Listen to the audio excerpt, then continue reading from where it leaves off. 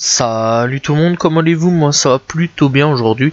On se retrouve pour un top 5 de mes méchants préférés, tout simplement dans n'importe quel anime confondu. Voilà, donc on va pouvoir d'ailleurs, petit spoil, retrouver du Naruto. Voilà, parce que j'en ai jamais parlé jusqu'à présent de Naruto. Et donc grosse première, on va pouvoir parler un petit peu de Naruto tout simplement. Donc voilà, bref, j'espère que vous allez apprécier la vidéo. N'hésitez pas à liker, commenter, partager tout simplement et à vous abonner. Voilà, c'est la première fois d'ailleurs que je demande ça en début de vidéo. Mais bon, bref, je trouve que c'est hyper important. Bref, c'est parti pour la vidéo, let's go.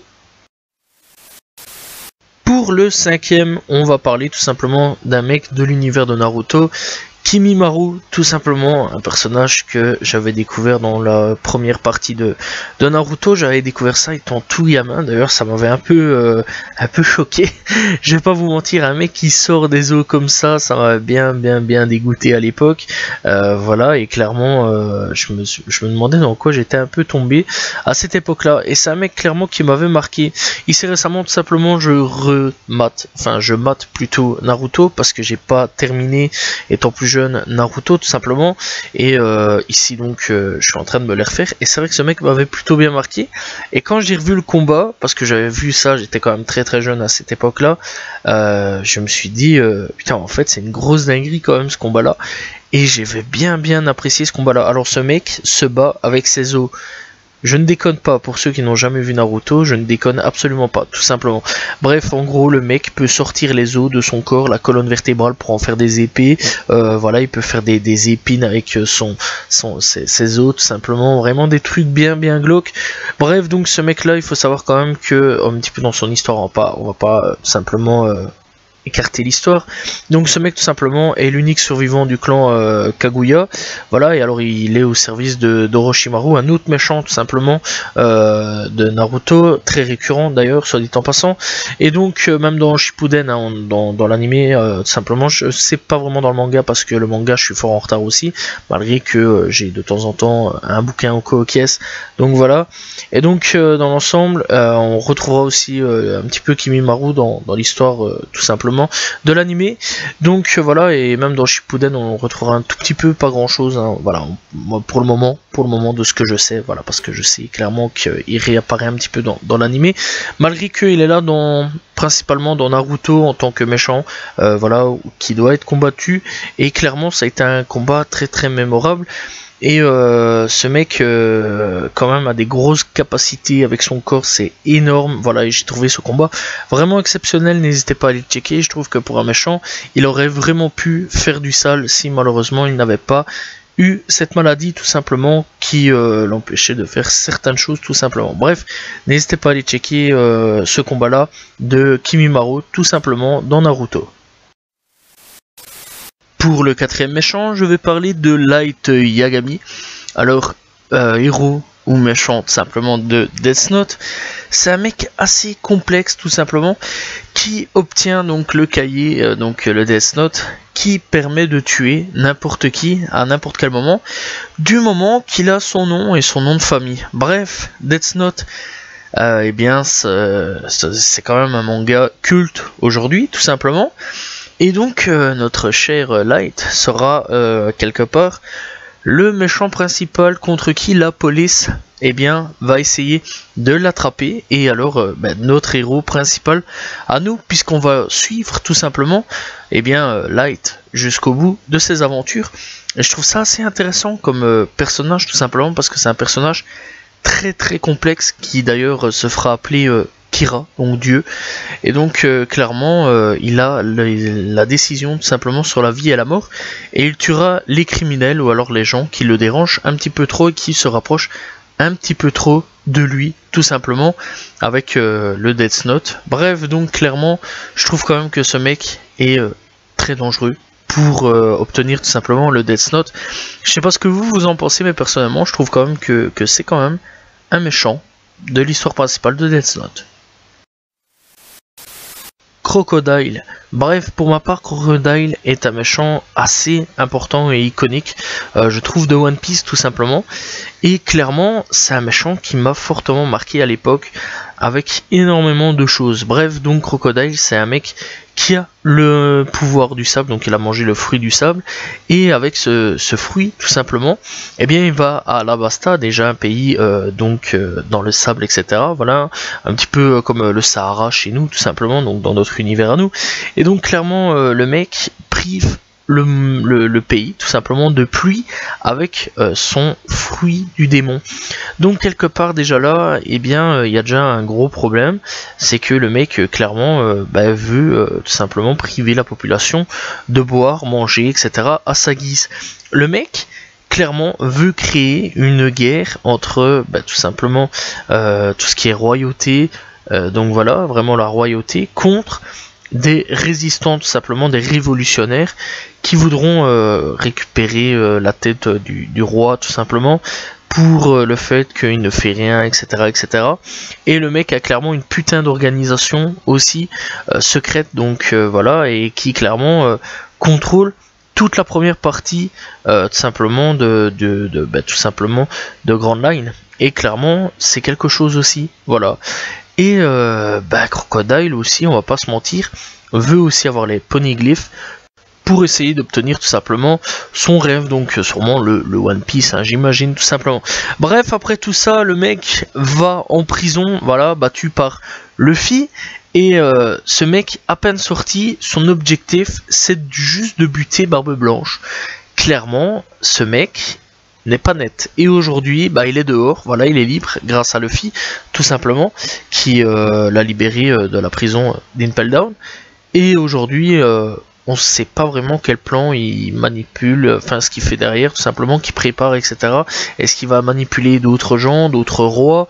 Est-ce qu'il prépare de nouvelles choses? On ne sait pas vraiment, donc voilà, c'est assez mystérieux. Et de temps en temps, on a des nouvelles de Crocodile comme ça, au pif, donc voilà. Et est-ce qu'il va être à nouveau, encore une fois, allié à Luffy, comme il l'a fait pour essayer de sauver son frère?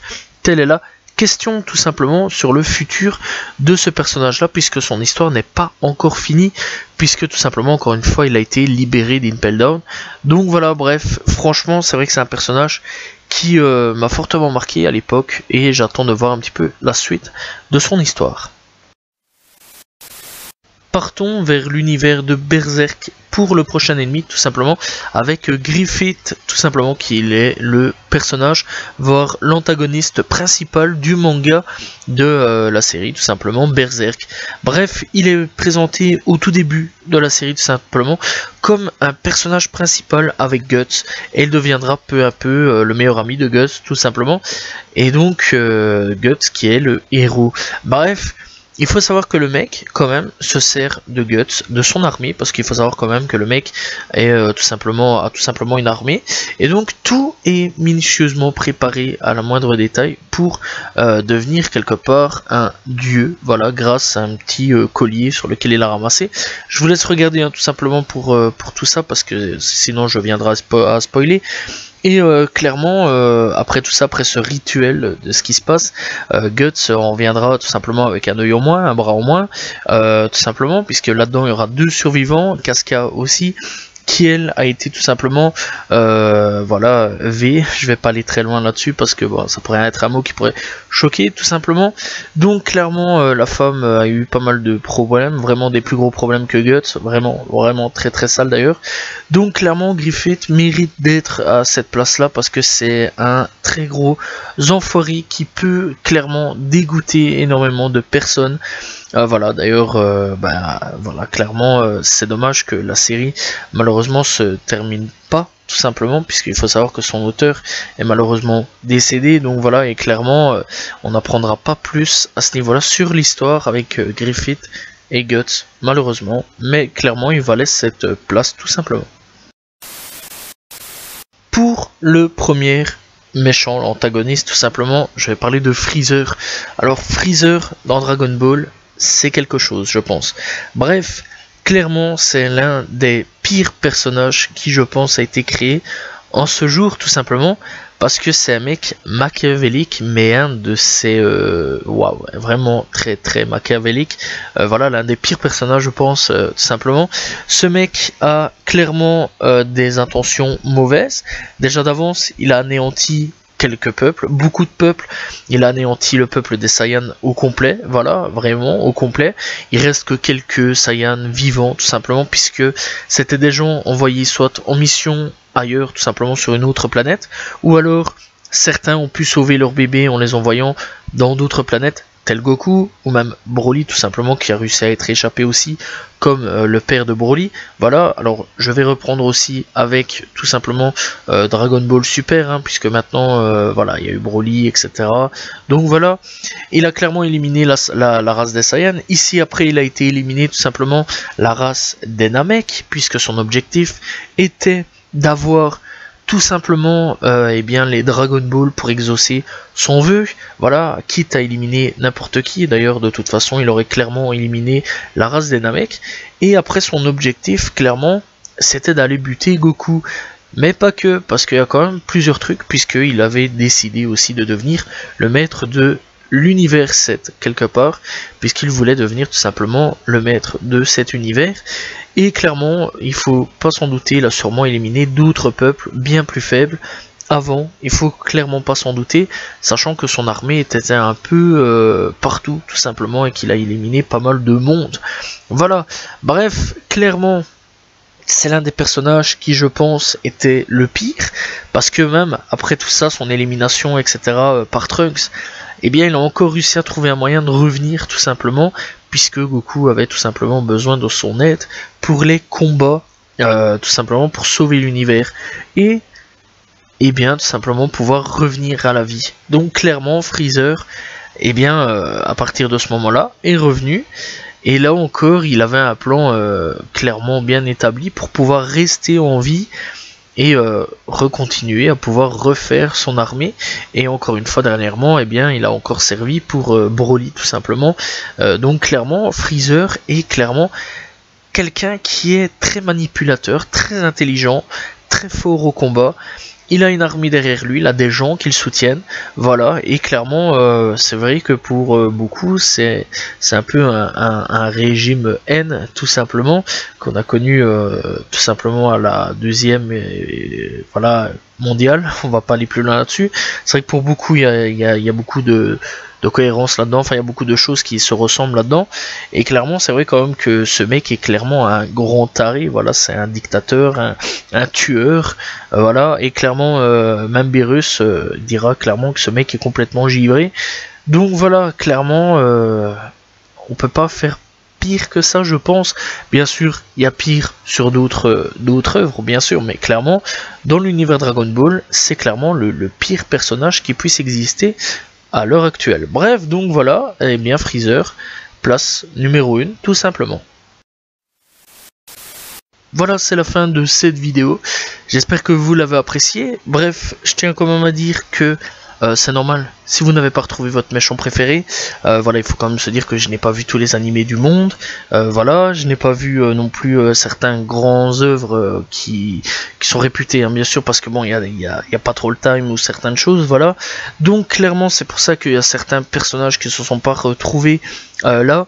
Il y aurait eu bien sûr Madara, mais malheureusement, encore une fois, je suis actuellement en train de regarder tout simplement Naruto, et là je suis au Shippuden, donc voilà, il me faudra un certain temps avant de pouvoir parler de Madara, Pain, etc. Donc voilà, et clairement, et aussi il n'y a pas eu d'autres personnages One Piece, parce que je voulais en mettre un, bien sûr il y aura d'autres personnages One Piece tout simplement qui seront bien sûr dans le futur parler tout simplement. Donc clairement voilà, c'est pour ça que je n'ai pas parlé de tout ce genre de personnages. Voilà, Dragon Ball aussi, hein, différents personnages aussi. Donc voilà, il y a aussi Jojo Bizarre Adventure, etc. Mais malheureusement je n'ai pas encore regardé. Alors je sais, ça va être insultant, je sens que je vais me faire insulter, mais clairement je n'ai pas encore eu le temps de regarder Jojo Bizarre Adventure. Donc clairement voilà, et c'est pour ça qu'il n'y a pas tous ces personnages, mais ce n'est pas grave quand même, puisqu'il y a eu quand même pas mal de personnages. Voilà, j'espère quand même que vous avez apprécié la vidéo, n'hésitez pas à vous abonner, liker, commenter, partager. On se retrouve demain pour une nouvelle vidéo, très prochainement pour un nouveau top. Salut tout le monde, ciao ciao.